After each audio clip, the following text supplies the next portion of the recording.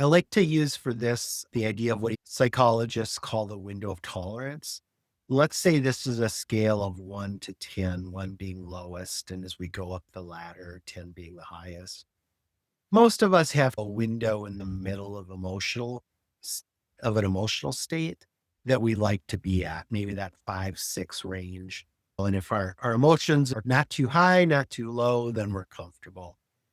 But some of the emotions that can trigger us and push us to want to look at porn fall into that acronym of blasted: bored, lonely, angry, anxious, stressed, tired, depressed. And so maybe we experience anger or anxiety or stress. And I would say those are emotions that push us above our window of tolerance, that we're too excited by the anger or the anxiety or the stress.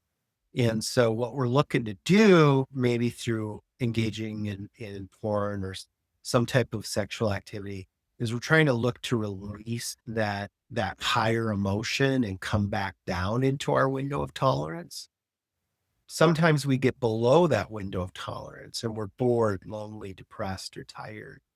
And what we're looking to do is what the porn does is it excites us and gets us kind of revved up to move back up into the window of tolerance.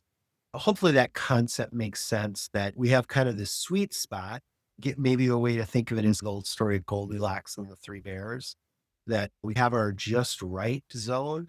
But then sometimes if we get too excited, too low, then we want to address that. And so what do we do? Again, so I think part of what we want to look at is this is where the skill of learning to process our feelings comes into play. And if I've never learned what to do with my anger or my anxiety or my stress, simply by learning constructive ways to manage those and respond to those constructive methods can bring me back into my window of tolerance without having to turn to something like porn. It also can help me expand my window of tolerance. And all of a sudden, it's like, you know what? Anxiety. I fly a lot for work.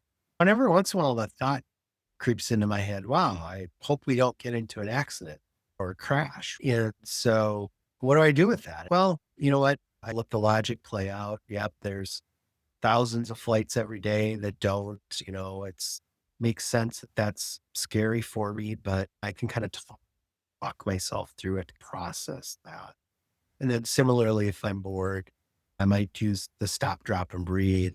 If I'm depressed, why am I depressed?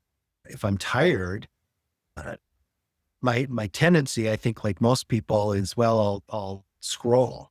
I'll grab the phone and I'll scroll, and it's like, well, is that really what I need? Or if I'm tired, do I need to put the phone down and go to sleep? But those are habits.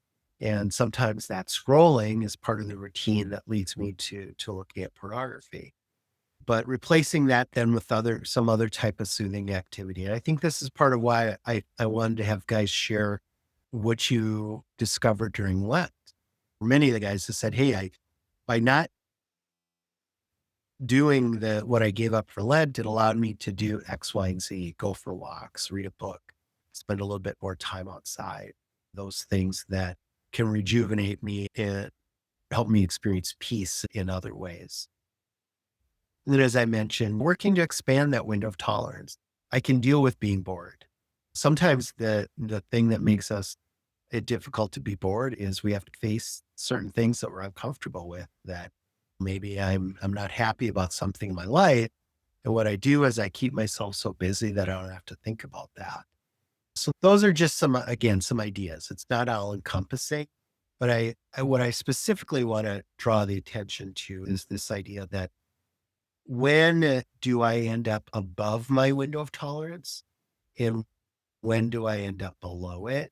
And solving for the real problem, which is I'm bored, lonely, depressed, tired, or angry, anxious, and stressed. And rather than just go to my default coping mechanism of porn.